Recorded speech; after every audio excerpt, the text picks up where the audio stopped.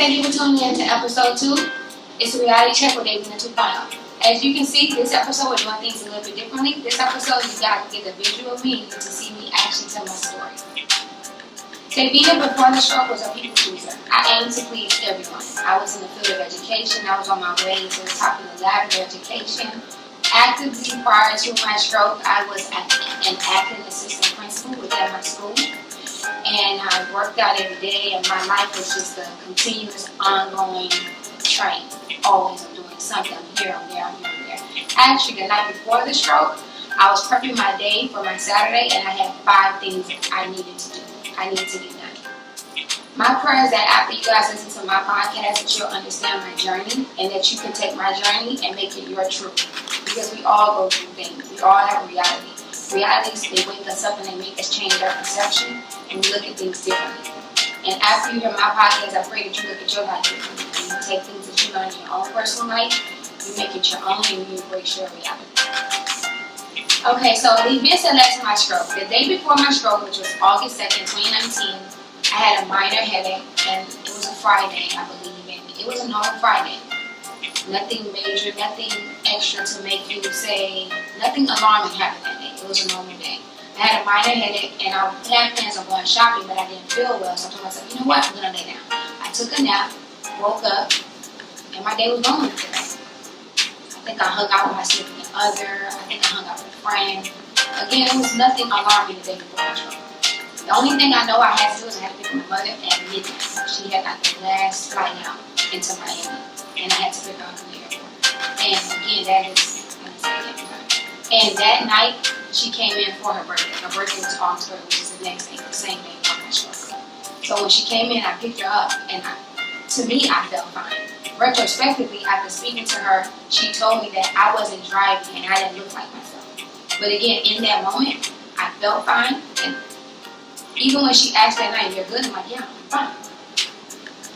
So I went to sleep. I woke up, felt normal, no complaints. The only thing I had on my mind was that I have 1,000 things to do today, and I need to get it done today. Before my stroke, I've always been a people pleaser. I do what I need to do for everyone else. I don't take time to take care of their needs, and that really impacts. Okay, I gotta do something. I gotta do this.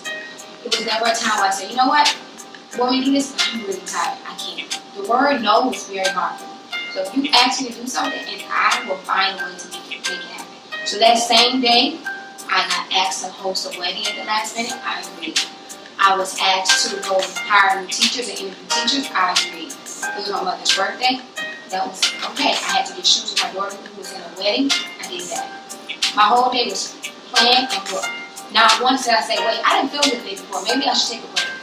I didn't do that. So when I woke up that morning, I drove to the gym, the studio. I'm going to call it the gym studio. I drove to the studio feeling fine. And on my way to the studio, I'm blasting my music. And why am I blasting my music? That's my goal giver. That gets me crunk for the workout. I did not enjoy working out. So I needed to do things to get my mind right in order to say, okay, it's like go down, I gotta work out. So I'm driving to the studio with my music blasting. Can't tell you what songs I was playing. I'm driving, I'm fine, I feel fine. When I pull up and I park, I still feel fine. I get out of my car. For the most part, I really feeling okay. The headache that I had the night before, the day before, had subsided. I felt like my normal self. I knew I had things to do, but I didn't have any signs, any symptoms that something was wrong with me. Something's wrong. So I get in the studio, and when I get there, my trainer, he throws a jump rope at me. He's like 3 minutes. And I'm looking at him like, I just didn't feel right. I don't feel it. Immediately he made a joke, and he was kind of concerned, like, no, 3 minutes. To his defense, he was that way, not because he didn't think I wasn't sick, it's because I play a lot. When I go to the gym, I'm always joking, I'm always going like, I'm not doing that. So that was his way of like, I'm sorry, we're going to get it in today. So he throws the jump rope at me, and I couldn't catch it. He throws it, and I didn't even take my hand out to catch the jump rope. I couldn't, because I felt weak. My body started to deteriorate. Slowly but surely, I feel like this feeling of weakness. And it was slow. It was very slow. Because even at that moment, I didn't feel broke. I walked over to the area where we work out. And I'm walking kind of slow, and I try to go pick up the jump rope. And when I didn't pick up the jump rope, at that moment, I realized something's wrong. I couldn't pick it up. I couldn't. And his music blasting. Go back. I had my music blasting in the car. I felt fine. His music is blasting. The girl that's next to me is working out. She's jumping ropes. I hear her jump rope, clap, clap, clap. That's giving me a headache. I'm seeing her jump. That's like giving me a headache. At this time, I started to feel my body really just break down. I couldn't do it. The room is like not spinning, but it just was off balance. He looks at me. He realizes like I'm off. He tells me, go to the back. The back is like a little room. I'm going to the room. He comes behind me. He's like, "Are you all right?" And I couldn't even stand up. I fall to the floor. I don't fall, but I kind of just slowly but surely go to him. I lay like this on the floor. And he's like, "You okay?" I'm like, "I have really bad." And he's like, "Anything I can do for you?" I'm like, "Can you give me a BC? If I can get a BC, I'll be fine." Going back, prior to my stroke, prior to all of this in high school, I suffered from migraine headaches. And usually if I take a Motrin or Excedrin, go to sleep, wake up, I'm fine. So I'm thinking, okay, I just have a headache. I just need some medicine, I'll be fine. He goes, he leaves me in there, and while he's gone, I'm crying. My head is hurting, I'm weak, I don't move, I'm just laying on the floor waiting for the medicine to come back. He comes back with a BC and a water. I take the BC, I drink the water. As I'm drinking the water is going down my throat, but it's also coming out my mouth. Again, I'm not thinking anything. I'm not thinking stroke, I'm not thinking, oh my God, something's wrong. I'm not thinking my body's deteriorating. I'm just thinking, okay, I have a headache, I need to sleep. Once he gives me the medicine, I feel in my opinion, that's when things got worse. That's when my head started to pound. And it's the left side. I'm laying like this, and the left side started pounding. And I couldn't even keep my eyes open. At this time, I had plans on a friend to come meet me to work out. My trainer called that friend, and he's like, your girl, Davina, she doesn't look too good. Can you give her? She's talking to me on speaker. She asked me, "Are you okay?" And I'm like, "I just don't feel good. I don't feel good. I don't feel good." I keep repeating, "I don't feel good. I don't feel good." She's like, "Okay, I'm coming." She pulls up, she comes, and she's looking at me, and she's like, "You don't look good." I'm like, "I don't feel good. My head is pounding. Can you just take me home so I can get some rest?" She says to me, "No, I think I should take you to the hospital." And I'm like, "I don't want to go to the hospital." I'm like, "No, I have 1,000 things to do." And I'm literally telling her all things that I do. I'm like, "I have to take this here, I have to go here, I have to do this with my principal." She's like, "No, but you need to rest." Again, the person I was before my stroke, it wasn't about me, it was about others, serving others. So at this time, I was not thinking about myself. I was thinking, I'll be fine, just give me some medicine, take me home and let me sleep. But luckily, with her instinct, it didn't feel right to her. She calls my other friend who's at my mother's house waiting on me because we were going to go shopping together. And that friend tells my mother that Davina doesn't feel good. And the other friend that I'm with that day is going to take her to the hospital. My mother tells this friend that's at the hospital, my mother, bring her to me. So after the conversation, I can't tell you exactly how they had the conversation. All I know, my trainer is picking me up and put me in the car. And my friend is like, "Take me to your mom." I'm like, no, just take me home. I'm going to sleep. And I wake up and I get everything done. Don't take me. I'm begging her to take me home to go to sleep. Because again, before my stroke, I was determined to get things done for everyone else. I didn't like to look weak. I didn't like to say no. And I didn't like to get things done that I said I would do. It was never about me, it was about others. I get to my mother's house, and when I get there, I couldn't hold my bowel movements. I couldn't walk. I was talking, but it wasn't clear. I get out of the car, and at this time, I stumble. My friends, both of them, one is at my mom's house and one is with me. They walk me slowly but surely to my mother's front door. My mother meets me outside, and she looks at me. I remember her saying, "Smile, Davina, smile." I smile, but this is right now the story is from her perspective, not mine, because I do not remember. I smile, and she says, she's looking at me, and she said her smile is crooked. And I'm trying to talk, and I'm trying to tell her, like, I just have to do this. I just need to go to sleep. Just let me sleep. As I'm saying this, I have slobs coming out of my mouth, and I'm assuming from their story, my face started to droop on the left side. My mother says, she's having a stroke. We're going to call 911. I hear that, and again, I'm intelligent. I know the stroke is, but there was never a relation to stroke and Davina, stroke and a young person. That didn't register. So I'm like, what? All I heard was hospital and 911, and I started immediately like, no, I can't go to the hospital. I have to do this. I said I was going to do this. And everyone's looking at me like, what's wrong with her? Because I'm calling all the things I have to do. I'm blabbering out. I have to go here, I have to do this, I have to do this, I have to do this. No, you're going. The ambulance, they come, they pull up, and they take a look at me. And immediately, honestly, they didn't really think anything was truly wrong with me. They started looking at me because, again, outside looking in, she's young, she's fit, she's healthy, she can't be having a stroke. But with perspective of a medical perspective, if a person is having a stroke, you have about 2 hours to get them to the hospital to give them a drug that can reverse the symptoms of a stroke. And my mother, she has a medical background, so she knew this, and she knew I was having a stroke. My words are slurred, my face is sluggish, I can't walk, I'm weak. She knew that she's having a stroke. So she repeated to them, take her to the hospital. She wanted me to take her to a different hospital and say, no, we're taking her to North Shore. Now, if you're watching this and you're from Miami, we all know Miami is, North Shore is called Killer Shore. Like, my mom was like, no, I don't want to go there. I'm like, no, they're the best for strokes. I don't want to go there. They had to take me there. So they take me there. And at this point, honestly, the rest of the story is kind of given to me from other people. I'm going to tell you what I remember, and you may get bits and pieces where you're like, wait, but as the episodes go on, you'll get the blanks will be able to get filled in. And I'm on the back of this truck, and I'm telling the people on the truck, the firefighter, paramedics, I have things to do. I don't have time to go to. I'm very telling them, like, I don't have time to go to the hospital. I have things to do. I'm fine. They're looking at me like, no, we're going to take you, man. But again, I'm telling them, like, I got things to do. I get there, and when I get there, I remember my mom being there, I remember my friends being there, and I remember them telling me that they kind of put me off to the side. I remember them come back saying that, you're having a stroke. Again, I learned way more about strokes after my stroke. At that moment, I hear them, but it's no registration. It's not connected. I remember.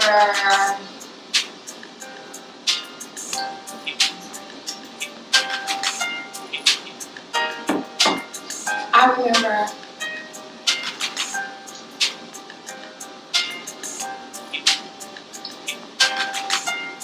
remember having a conversation, basically telling my mother that my brain was so swollen and I can either, she won't make it or she can become a vegetable. I remember hearing that. I actually remember hearing them say that. I do.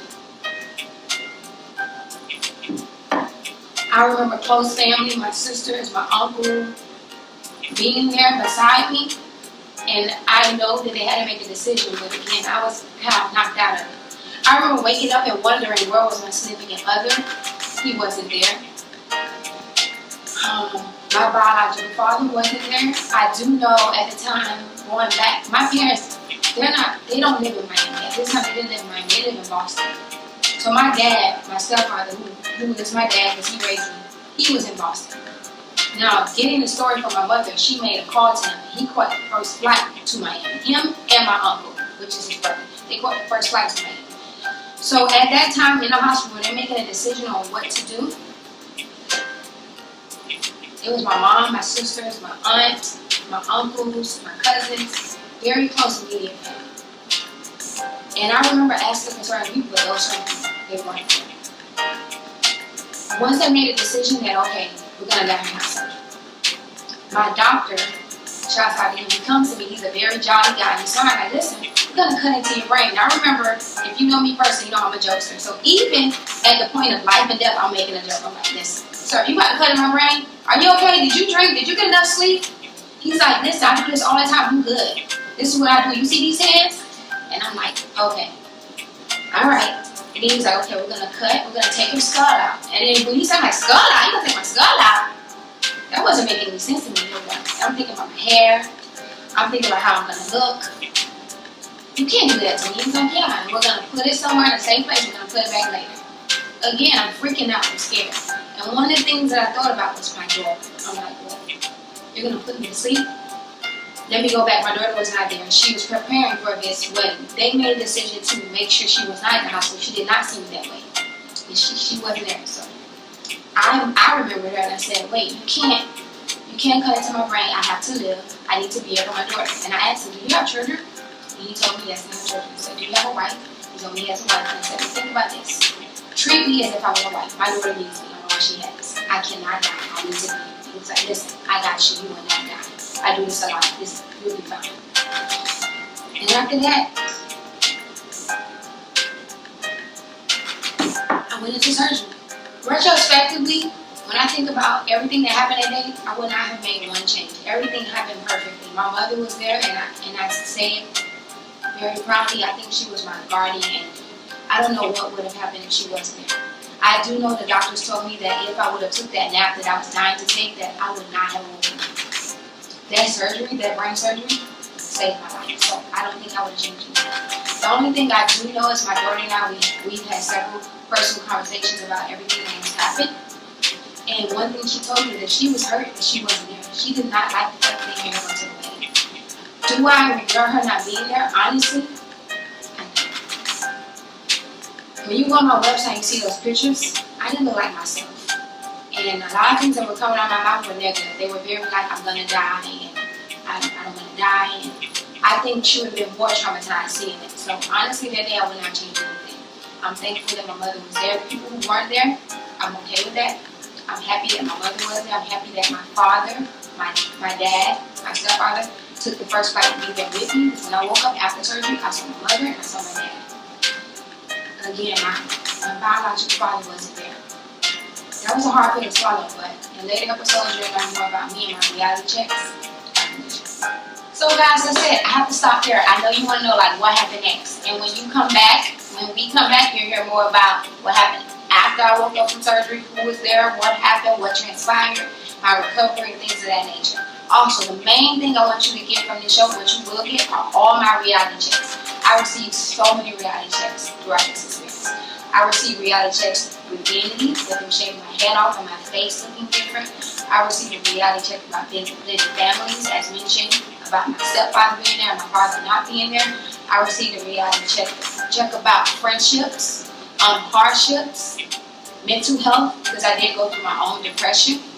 I received the reality, it goes on and on. There are so many things that I learned about myself and about things around me. And I learned how to not take things for granted. So in future episodes, you'll learn about me. You'll learn about every experience I experienced. So in future episodes, you'll learn about depression, vanity, mental health, physical health, maintaining a healthy diet, a healthy lifestyle, and things of that nature, medications. Also, okay, so you probably have 1,000 questions for me. That's normal. I get that all the time. That's why I have a website that you can guys go on. It's www.itsrealitycheckpodcast.com, or you can find me on Facebook. It's Reality Check, or you can find me on Instagram at Davina 2.0. And if you have any questions, DM me, write me an email. And as you do that, on the next episode, I may answer some of your questions. I won't answer all your questions, but if you DM me, I'll go through them, and if I think I can answer, I will. But in the meantime, guys, be safe. I love you, and embrace reality. I'll see you next time. Bye.